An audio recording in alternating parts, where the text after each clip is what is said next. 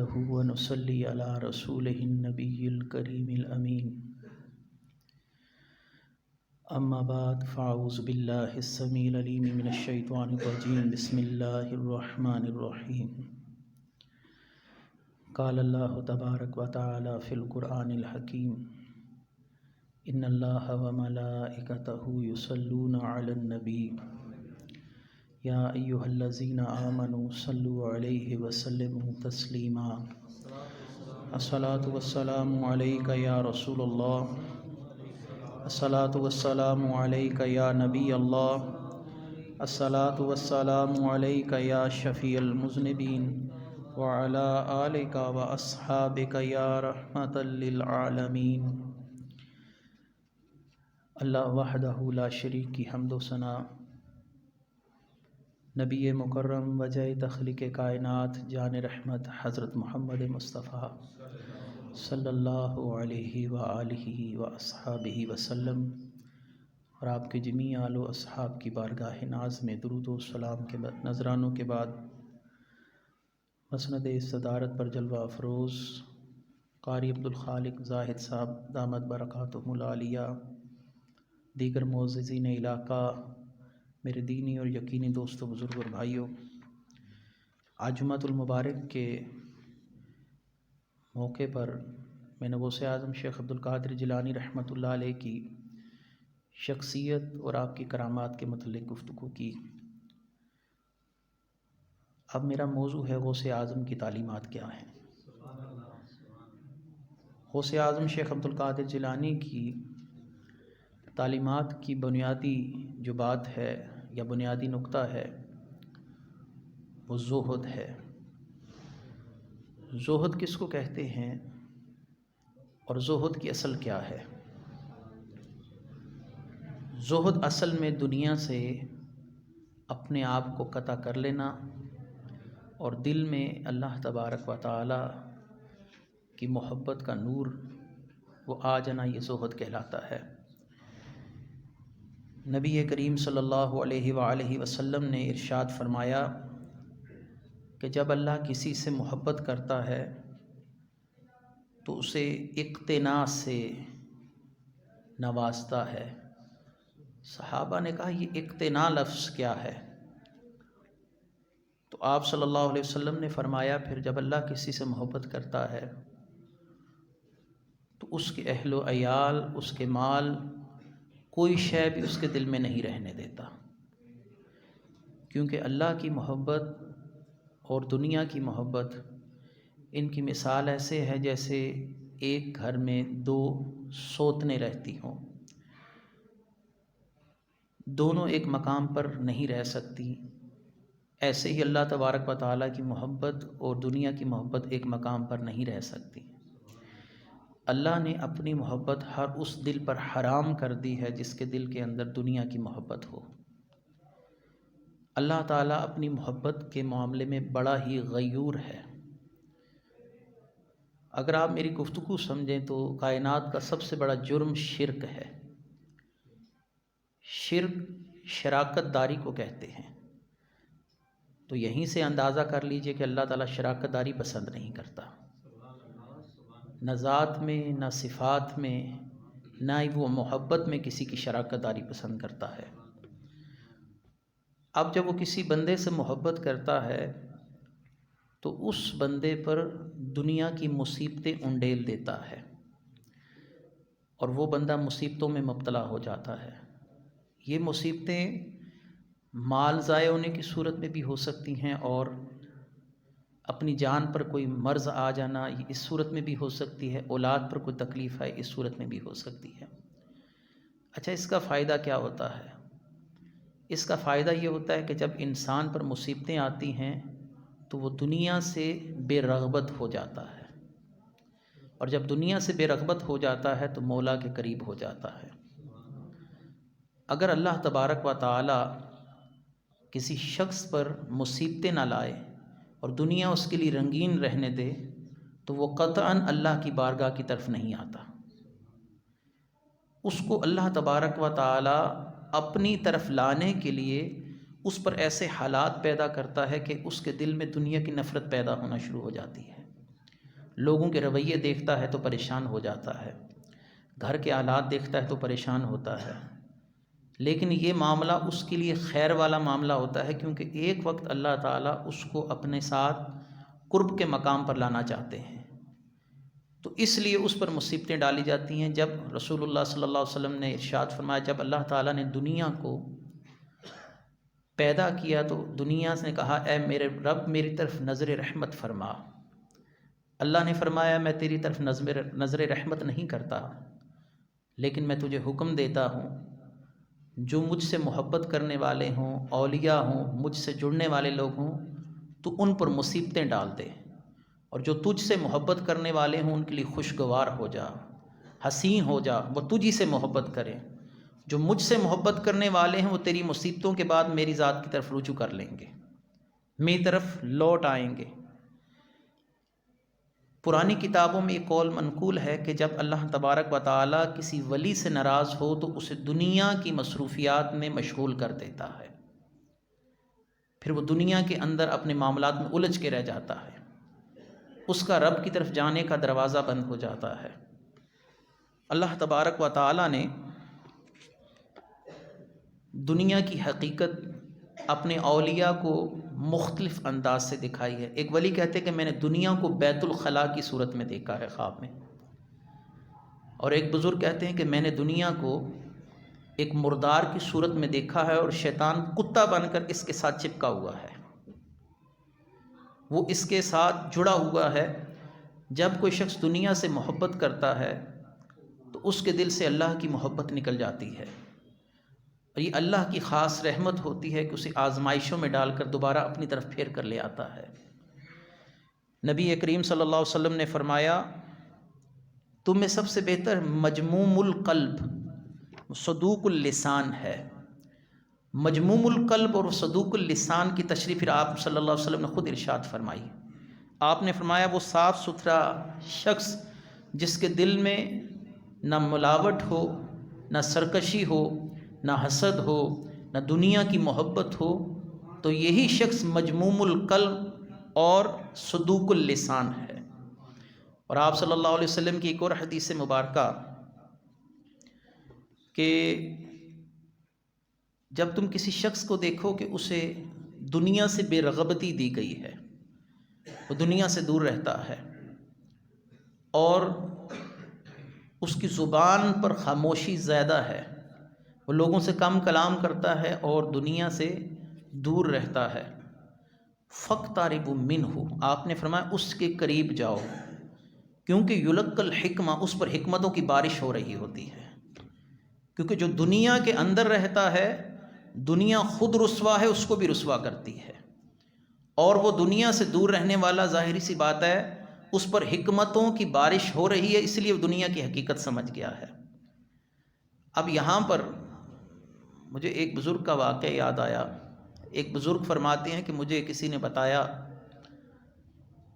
کہ پہاڑوں میں فلاں جگہ پر ایک اللہ والا بیٹھا ہے اور کسی سے ملتا نہیں، تو میں بڑا سفر کر کر بڑی تکلیفیں اٹھا کر گاڑی بہت پیچھے کھڑی کی، اسے ملنے کے لیے گئی، یہ پاکستان کی بات ہے۔ وہ کہتے میں گیا تو ادھر ایک بزرگ تھے جو اللہ اللہ کر رہے تھے، جب میں ان سے جا کر ملا تو وہ شدید ناراض ہوئے مجھ سے، میرے سلام کا بھی جواب نہیں دیا، تو مجھے کہنے لگے جب کوئی غسل کرتا ہے اس سے دیکھنا کیسا ہے؟ میں نے کہا یہ تو اچھا معاملہ نہیں ہے۔ انہوں نے کہا میں یہاں پر نہانے کے لیے آیا ہوں، تم نے ادھر بھی میری جان نہیں چھوڑی، دفع ہو جاؤ، یہاں سے نکل جاؤ۔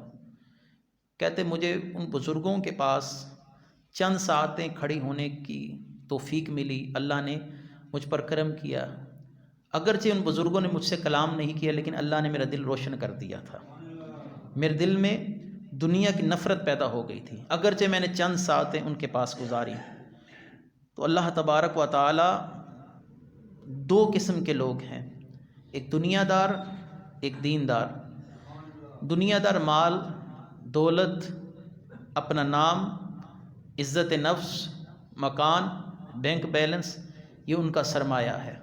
اور اللہ تبارک و تعالی نے قارون کا ذکر کرتے ہوئے کہا فَخَرَجَ عَلَىٰ قَوْمِهِ فِي زِینَتِهِ، تو وہ اپنی قوم پر نکلا اپنی آرائش میں۔ قارون تیار ہو کر نکلا، قال الذین یریدون الحیات الدنیا، پھر جو دنیا کے طلبگار تھے، جو دنیا کے کتے تھے، انہوں نے قارون کا جب معاملہ دیکھا کہ اس کا لباس اعلیٰ اور اس کا رہنے سہنے کا انداز اعلیٰ، صاحب ثروت اعجاز، دولت مند، تو کہنے لگے یا لیت لنا مثل ما اوتی قارون، کاش ہمیں بھی ایسا مل جائے جیسا کہ قارون کو ملا ہوا ہے۔ دنیا کے طلبگاروں کے لیے اللہ تبارک و تعالیٰ نے یہ بات کہی کہ ان کے منہ سے رالیں نکلتی ہیں، دنیا کے معاملے پر حسد اور دنیا کی مال و دولت پر نظر رکھتے ہیں۔ اللہ تبارک و تعالیٰ نے فرمایا قال الذین اوتوا العلم ویلکم ثواب اللہ خیر لمن آمن وعمل صالحا، اور جن کو اللہ نے بصیرت دی ہے، دین کا علم دیا ہے، نظر دی ہے، قرآن کا نور دیا ہے، مصطفیٰ کی محبت دی ہے، وہ بولے جنہیں علم دیا گیا، وہ ان دنیا داروں سے کہنے لگے خرابی ہو تمہارے لیے، سب سے بہتر آخرت کا ثواب ہے، یہ ختم ہو جانے والا ہے۔ نبی کریم صلی اللہ علیہ وآلہ وسلم آپ چٹائی پر تشریف فرما ہے، حضرت عمر فاروق رضی اللہ تعالیٰ عنہ ملنے کے لیے آئے تو جسم کے اوپر نشانات دیکھے تو آپ صلی اللہ علیہ وآلہ وسلم کے جسم پر نشان دیکھ کر چٹائی کے حضرت عمر رو پڑے، کہنے لگے یا رسول اللہ صلی اللہ علیہ وسلم کہ آپ اللہ کے محبوب نہیں؟ آپ نے فرمایا کیوں نہیں؟ اللہ نے مجھے مقام محبوبیت عطا فرمایا۔ تو حضرت عمر فاروق رضی اللہ تعالیٰ عنہ کہنے لگے یا رسول اللہ صلی اللہ علیہ وسلم کیسر و کسرا آسائشوں میں زندگی گزاریں اور آپ صلی اللہ علیہ وسلم رحمت عالم ہو کر چٹائی پر لیٹیں اور چٹائی کے نشانات آپ کے جسم پر ظاہر ہو جائیں۔ آپ صلی اللہ علیہ وآلہ وسلم نے فرمایا عمر اس بات پر تو راضی نہیں؟ کیسر و کسرا کے لیے دنیا کی زندگی ہے، ہمارے لیے آخرت کی زندگی ہے، اللہ نے ہمارے لیے آخرت میں اجر و ثواب رکھا ہے۔ اچھا بعض لوگ ساری زندگی دولت کے پیچھے بھاگتے ہیں اور چاہتے ہیں کہ دنیا میں ایک اچھا سلسلہ کر کے اپنی اولاد کے سپرد کر جاؤں۔ اللہ تبارک و تعالیٰ نے فرمایا من کان یرید حرث الآخرۃ نزد لہ فی حرثہ، جو آخرت کی کھیتی چاہے گا اس کے لیے آخرت کی کھیتی بڑھا دیں گے ہم۔ اور فرمایا ومن کان یرید حرث الدنیا نؤتیہ منہ ومالہ فی الآخرۃ من نصیب، اللہ تعالیٰ فرماتے ہیں جو دنیا کا مال چاہتا ہے ہم اسے دنیا میں دیں گے لیکن آخرت میں اس کے لیے کچھ نہیں رکھیں گے، وہ دنیا کی سہولتیں لیتا رہے گا۔ اسی لیے جو شخص غریب ہے، فقیر ہے، وہ آخرت کے لحاظ سے فائدے میں ہے۔ تو غوث اعظم کی تعلیمات کا سلسلہ یہی ہے، زہد دنیا سے کٹ جانا، اس کے مال پر نظر نہ رکھو، اس کی دولت پر نظر نہ رکھو، اس کے اسباب پر نظر نہ رکھو۔ آقا کریم صلی اللہ علیہ وآلہ وسلم کی ایک اور حدیث مبارکہ، آپ صلی اللہ علیہ وآلہ وسلم نے فرمایا جو شخص دنیا سے خود کو الگ کر لیتا ہے اور اللہ کے دین کی خدمت کرتا ہے تو اللہ تبارک و تعالی دنیا کو حکم دیتا ہے کہ ناک رگڑتی ہوئی اس کے قدموں کے اندر آ جا، وہ ناک رگڑتی ہوئی اس کے قدموں میں آتی ہے۔ اور جو دنیا دار ہوتا ہے، جو دنیا کے مال و متاع کا طالب ہوتا ہے، اللہ تبارک و تعالی دنیا کو حکم کرتا ہے اس کے آگے بھاگ، یہ تیرے پیچھے بھاگتا رہے گا، تو دنیا سمٹ کر اس کے قدموں میں آ جاتی ہے۔ کیا آج آپ نے نہیں دیکھا کہ اللہ تبارک و تعالی سے تعلق جوڑنے والوں کی قبریں آج بھی آباد ہیں؟ ماضی قریب میں کیا خادم حسین رضوی صاحب کا جنازہ نہیں دیکھا کہ اللہ تعالیٰ نے کتنی مقبولیت ان کو عطا فرمائی؟ طالب دنیا بڑے بڑوں کی قبریں دیکھیں، بے آباد پڑی ہیں، بادشاہ جہانگیر کا مقبرہ دیکھیں اور بڑے بڑے بادشاہوں کے مقبرے دیکھیں، لیکن آباد کس کا مقبرہ ہے؟ جس کا نام لاہور کا داتا علی حجویری ہے یا معین الدین چشتی رحمۃ اللہ علیہ ہے، کیونکہ انہوں نے اپنی ترجیحات پہچانی ہیں کہ ترجیح کیا ہے؟ دنیا سے دور رہنا۔ جو شخص دنیا کی دلدل میں جتنا جاتا ہے اتنا ہی دھنستا جاتا ہے، جتنا ہلتا ہے اتنا ہی دھنستا جاتا ہے۔ تو ایک اور حدیث مبارکہ نبی کریم صلی اللہ علیہ وآلہ وسلم کا ارشاد ہے دنیا ابلیس کی مانند ہے جسے اللہ نے اپنی رحمت سے دور اور اپنی لعنت کے لیے پیدا کیا ہے۔ الدنیا ملعون و ملعون ما فیہا الا ما ولاہ، آپ صلی اللہ علیہ وسلم نے فرمایا دنیا بھی ملعون ہے، جو کچھ اس میں ہے وہ بھی ملعون ہے، لعنتی ہے، صرف وہ چیز نہیں جو اللہ سے تمہیں جوڑنے کے لیے ہے۔ تو آقا کریم صلی اللہ علیہ وآلہ وسلم کی صحبت میں بیٹھ بیٹھ کے مولا علی کو اللہ تعالیٰ نے کتنا نوازا۔ آپ نے فرمایا کہ دنیا ایک مردار ہے۔ کیا ہے؟ مردار گوشت جو حرام کا گوشت ہوتا ہے، کیونکہ مردار کا گوشت کیا ہے؟ حرام ہے، تو مولا علی نے فرمایا اس میں سے حصہ لینے کے لیے تجھے کتوں کی صحبت اختیار کرنی پڑے گی۔ بڑی گہری بات ہے مولا علی کی کہ دنیا کا طالب ہو تو پھر تجھے کتوں کی صحبت اختیار کرنی پڑے گی، کیونکہ مردار سے حصہ صرف کتے ہی کھاتے ہیں۔ تجھے اپنی صحبت بروں کے ساتھ رکھنی پڑے گی، وہی دنیا کے طالب ہوتے ہیں۔ جو اللہ والے ہوتے ہیں وہ خود بھی اللہ سے جڑتے ہیں، دوسروں کو بھی اللہ سے جوڑتے ہیں، لیکن دنیا دار خود بھی بے حیائی میں اور اللہ کی لعنت کے محل پر کھڑے ہیں اور دوسرے کو بھی اسی مقام پر لا کھڑا کرتے ہیں۔ سیدنا موسیٰ علیہ السلام آپ سے منقول ہے کہ جب کسی شخص کو دنیا کی محبت، اور بالخصوص علماء کے لیے یہ بات ہے، یہ ہماری تردید صرف نعت خوانوں کے لیے نہیں ہوتی، یہ علماء کے لیے بھی ہے کہ جب کوئی بادشاہ کے دروازے پر عالم جائے اور بادشاہوں کے دروازوں پر اور بڑوں کے دروازے پر جا کر بیٹھنے کی اس میں خصلت آ جائے، اور دولت والوں کے دروازوں کا وہ چوکیدار بن جائے، تو اللہ تعالیٰ اس سے علم کا نور سلب فرما لیتا ہے، اس سے علم ختم ہو جاتا ہے۔ یہی بات ہے کہ مجدد الف ثانی، جن کو 1000 صدی کا مجدد کہا جاتا ہے، بادشاہ اکبر نے ان کو اپنے دربار میں بلایا، صرف اس لیے نہیں گئے کہ مجھے اس کے ادب میں کھڑا ہونا پڑے گا۔ تو دنیا داروں سے تو اللہ والوں نے اپنے آپ کو قطع تعلقی میں رکھا، اور غوث اعظم کبھی کسی بادشاہ کے لیے کھڑے نہیں ہوئے تھے۔ آج غوث اعظم کا دن چل رہا ہے، کوئی بادشاہ غوث اعظم سے ملنے کے لیے آتا تھا تو آپ اٹھ کر اندر تشریف لے جاتے تھے تاکہ مجھے اس کے ادب میں کھڑا نہ ہونا پڑے، اور اگر دنیا دار کا ادب کروں گا تو رسول اللہ صلی اللہ علیہ وسلم کی حدیث ہے کہ دین کے 4 حصوں میں سے 3 حصے صاف ہو جائیں گے۔ اور جب آپ کسی فاسق کی تعریف کرتے ہیں، ہمارے میں عادت ہوتی ہے کہ سٹیج پر بیٹھ گئے تو کسی دنیا دار کی تعریف شروع کر دی۔ نبی کریم صلی اللہ علیہ وسلم نے فرمایا دنیا دار کی تعریف کرو، فاسق کی تعریف کرو تو ایسے ہوتا ہے جیسے اللہ کا عرش اس کے جلال سے ہلنا شروع ہو جاتا ہے۔ اللہ اس بات کو پسند نہیں کرتا کہ محراب و منبر کے ورثاء ان فاسقوں کی تعریف کریں۔ اور نبی کریم صلی اللہ علیہ وآلہ وسلم کی ایک اور حدیث مبارکہ کہ آپ صلی اللہ علیہ وسلم ایک خارش زدہ مردہ بکری کے پاس سے گزرے تو آپ نے فرمایا یہ مالک کے ہاں کس قدر حقیر ہے۔ لوگوں نے کہا حقیر تھی تو اس نے اٹھا کر کوڑے پر پھینک دیا، مر گئی۔ آپ نے فرمایا اس سے بھی زیادہ حقیر ہے دنیا اللہ کی بارگاہ میں۔ اگر اللہ کی بارگاہ میں دنیا کی 1% بھی اہمیت ہوتی تو اللہ کافروں کو پانی کا قطرہ نہ پینے دیتا، لیکن دنیا کی کوئی قدر و قیمت نہیں۔ رسول اللہ صلی اللہ علیہ وسلم کی پوری تعلیمات کا خلاصہ دیکھیں، آپ اپنی امت کو آخرت کی تیاری کے لیے تیار کر رہے ہیں۔ یاد رکھیے غربت ہو، کسی کا وصال ہو، کوئی جانی نقصان ہو، ان تمام معاملات میں اللہ کی حکمتیں ہیں جو ہم وقت کے ساتھ ساتھ سمجھتے ہیں۔ اچھا بعض لوگ کہتے ہیں اچھا مجھے وقت کے ساتھ صبر آ جائے گا۔ مولا علی نے فرمایا صبر وہی ہے جو موقع پر کیا جاتا ہے۔ یہ جو آہستہ سے صبر آتا ہے یہ جانوروں والا صبر ہے، جانور کو بھی صبر آ جاتا ہے۔ صبر وہی ہے جو مصیبت کے وقت کیا جاتا ہے۔ یہ کہتے ہیں کہ کچھ وقت گزر جائے گا، زخم پرانا ہو جائے گا، تو یہ مسلمانوں کا فلسفہ نہیں۔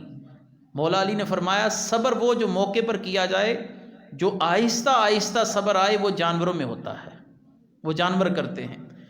تو اللہ تعالیٰ جب کسی سے محبت کرتا ہے اس کو دنیا سے قطع تعلقی کی توفیق دیتا ہے۔ بعض لوگ کہتے ہیں ہم دعا کرتے ہیں قبول نہیں ہوتی، اس پر بھی حدیث ہے۔ رسول اللہ صلی اللہ علیہ وسلم فرمایا جب اللہ کسی سے محبت کرتا ہے تو جبریل سے کہتا ہے اس کی دعا کو قبول نہ کرنا، کیونکہ یہ جب مجھ سے مانگتا ہے تو مجھے اس کا مانگنا اچھا لگتا ہے، جب یہ مانگنا چھوڑ دے گا میں اس کی حاجت پوری کر دوں گا، یہ مانگنا چھوڑ دے گا پھر یہ مجھے پکارے گا نہیں۔ تو ادھر نہ ملنے میں بھی اللہ کا پیار ہے۔ اچھا یہ بعض لوگ آ کے کہتے ہیں کہ جی حضرت دعا کیجئے، کوئی وظائف بتا دیجئے مسئلہ حل ہو جائے۔ سب سے محبوب ذات ہے نبی کریم صلی اللہ علیہ وسلم کی ذات، اور نبی کریم صلی اللہ علیہ وسلم کے بعد کتب عقائد میں سب سے محبوب نبی حضرت ابراہیم علیہ السلام ہے۔ حضرت ابراہیم علیہ السلام نے کیا کہا؟ ربنا وابعث فیہم رسولا، یا اللہ ان میں ایک رسول بھیج۔ اللہ نے دعا قبول کی کہ نہیں کی؟ لیکن اس کا اثر 6000 سال بعد جا کے ظاہر ہوا۔ کتنے عرصے بعد؟ 6000 سال کے بعد۔ آپ کو کن فیکون کی کنجی ہم کیسے دے دیں؟ اللہ اپنے محبوبوں کی دعائیں بھی مقرر وقت پر قبول کر رہا ہے۔ حضرت موسیٰ نے کہا یا باری تعالیٰ، اس فرعون نے سرکشی کی حدیں پار کر دیں، یا اللہ اس کو تباہ و برباد کر دے۔ اللہ تبارک و تعالیٰ نے فرمایا اے موسیٰ، تیری اور تیرے بھائی کی دعا قبول ہو گئی ہے۔ لیکن اس کی قبولیت کتنے عرصے کے بعد جا کر ظاہر ہوئی؟ فرعون 40 سال کے بعد جا کے غرق ہوا۔ تو یہ کہنا کہ ابھی سے اس کا معاملہ ہو جائے، یہ دین سے آپ کی دوری ہے۔ آپ سمجھتے نہیں کہ اللہ تبارک و تعالیٰ کے ہر معاملے میں، ہر فیصلے میں کوئی نہ کوئی حکمت ہے، اس کا ایک مقرر وقت ہے، وہ اس وقت پر جا کر ظاہر ہوگی۔ دنیا اس وقت یکجا ہو کر اس بات پر شور و غل کر دے کہ یہ رات ہے، دن بن جائے، تو دن نہیں بن سکتا جب تک اللہ نہ چاہے۔ جب صبح کی اذانیں ہوں گی تو دن کی ابتدا ہو جائے گی، ایسا ہی ہے۔ تو آپ کیوں نہیں سمجھتے کہ اللہ کے فیصلوں کو بدلنے کی قدرت کسی میں بھی نہیں ہے؟ ہاں، انسان ملتمس ہو سکتا ہے، یا اللہ میرے لیے یہ معاملہ برداشت کرنا آسان کر، مجھے صبر کی توفیق دے، مجھے اپنی رضا میں راضی رہنا سکھا دے۔ اگر آپ یہ کہیں کہ میں اس وقت شور و غل کر کر اس رات کو دن کر لوں گا اور سورج کو واپس لوٹاؤں گا، تو یہ ناممکن ہے۔ یہ رات اور دن، غوث اعظم نے یہ مثال دی، آپ نے فرمایا یہ رات اور دن، یہ موسموں کا آنا جانا، یہ تمہیں اس بات کا سبق دیتا ہے کہ اللہ کے فیصلے پورے ہو کر رہتے ہیں۔ نہ رات اپنے وقت سے پہلے جا سکتی ہے، نہ دن اپنے وقت سے پہلے آ سکتا ہے۔ تو یہ ساری باتیں ہمیں کیا سبق دیتی ہیں؟ کہ اللہ کا فیصلہ اپنے وقت پر ہی پورا ہو کر رہتا ہے، پوری کائنات اس پر کوئی زور نہیں چلا سکتی۔ تو زہد کی اصل اللہ کے فیصلوں پر راضی رہنا، دنیا سے قطع تعلقی رکھنا۔ اللہ تعالیٰ جب کسی مصیبت میں ڈال دیں تو اس مصیبت پر اللہ کا شکر ادا کرنا، ہو سکتا ہے کہ اللہ تعالیٰ اس مصیبت میں بھی تمہارے لیے خیر پیدا کر دے۔ ایک آخری بات اور گفتگو کو میں سمیٹتا ہوں۔ نبی کریم صلی اللہ علیہ وسلم کو اپنی زندگی کے 53 سال مکہ شریف میں گزارنے پڑے۔ آخری 10 سال آپ کے مدینہ شریف میں ہیں۔ زندگی کا زیادہ حصہ کدھر گزرا ہے؟ مکہ شریف میں۔ تو ایسا علاقہ جہاں پر والدین بھی ہوں، آباء و اجداد بھی ہوں، دوست احباب بھی ہوں، معاشرے میں ہم آہنگی بھی ہو، انسان پل کر جوان ہوا ہو اور زندگی کا ایک بہت بڑا حصہ ادھر گزرا ہو، کیا اس کو چھوڑ کر جانا آسان ہے؟ نہیں آسان۔ لیکن اللہ نے حکم دیا ہے محمد صلی اللہ علیہ وسلم یہاں سے ہجرت کیجئے۔ آپ نے ہجرت کی۔ بظاہر یہ ایک ایسا فیصلہ ہے جو طبع انسانی پر کوئی خوشگوار اثر نہیں رکھتا۔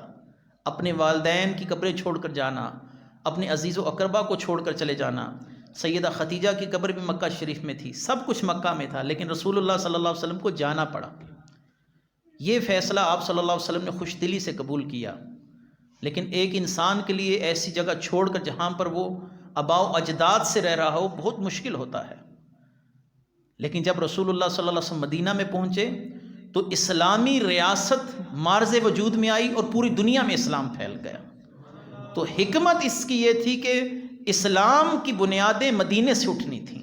اللہ تعالیٰ نے رسول اللہ صلی اللہ علیہ وآلہ وسلم کو مدینے میں اسی لیے جانے کا حکم دیا کہ مدینے کا جو ماحول تھا وہ سازگار تھا۔ تو یہی وجہ ہوتی ہے کہ اللہ کے ہر فیصلے میں کوئی حکمت ہوتی ہے۔ غوث اعظم کی آپ ہر خطبے کو پڑھ لیں، میں نے سارے تو نہیں پڑھے بالاستیاب لیکن زیادہ تر پڑھے ہیں، تو ان زیادہ خطبات کے اندر اللہ کے فیصلوں پر راضی رہنا۔ آپ کچھ بھی نہیں کر سکتے، اللہ تعالیٰ کے فیصلے کو آپ قطعاً چیلنج نہیں کر سکتے۔ اور ایک نعرہ لگتا ہے کہ ہمیں کرونا سے لڑنا ہے۔ اللہ کے عذاب سے کوئی نہیں لڑ سکتا، آپ اللہ کے عذاب سے نہیں لڑ سکتے، یہ نعرہ بھی غلط ہے۔ ہمیں اللہ سے معافی مانگنی ہے۔ غوث اعظم کی آخری نصیحت الفتح الربانی کا دوسرا خطبہ، آپ نے فرمایا علیکم بلزوم المساجد وکثرت النبی وکثرت الصلاۃ علی النبی صلی اللہ علیہ وسلم، فَإِنَّهُ قَالَ لَوْ نَزَلَ عَلَى السَّمَاءِ نَارًا۔ رسول اللہ صلی اللہ علیہ وآلہ وسلم کے دین کے وارث یہ لوگ ہیں۔ غوث اعظم فرماتے ہیں جب تم پر مصیبت پڑ جائے تو خود کو مسجدوں میں محصور کر لو اور نبی کریم صلی اللہ علیہ وسلم پر کثرت سے درود پڑھو۔ اگر آسمان سے بارش بھی ہو جائے آگ کی تو مسجدیں محفوظ رہیں گی۔ غوث اعظم نے فرمایا عذاب آئے تو کہاں پر جاؤ؟ مسجدوں میں جاؤ۔ یہ کہتے ہیں عذاب آئے تو مسجدوں کو بند کر کے گھروں میں گھس جاؤ۔ علیکم بلزوم المساجد، تم پر مسجدوں میں جانا لازم ہے، کیونکہ آسمان سے کوئی بھی عذاب اترے وہ مسجدوں پر نہیں آتا۔ یہ اللہ کے گھر ہیں، اللہ تعالیٰ ان مقامات کی حیا کرتا ہے۔ مسجدوں کو آباد کیجئے۔ ادھر ہے لوگ گھروں سے نکلنا چھوڑ دیتے ہیں، کرونا آ گیا 6 فٹ کے فاصلے پر کھڑے ہو جائے، اب یہ کر دو اب وہ کر دو۔ غوث اعظم کی نصیحت یہ ہے کہ مسجدوں کو لازم کرو، مسجدوں کو آباد کرو، اسی سے تمہارا معاملہ اللہ کی بارگاہ میں شاید بدل جائے، اللہ تم پر رحم کھا لے۔ تو خدا را اپنی ترجیحات کو پہچانیے۔ غوث اعظم کی تعلیمات یہی ہیں، دنیا ایک عارضی گھر ہے، اس میں ہمیں کچھ دیر کے لیے بھیجا گیا تاکہ اللہ تعالی ہمیں آزمائے، ہمیں ظاہر کرے کہ ہم کیسے ہیں، ہم پر حجت اتمام ہو جائے۔ اللہ تعالی ہمیں عمل کی توفیق عطا فرمائے۔ وآخر دعوانا الحمد للہ رب العالمین۔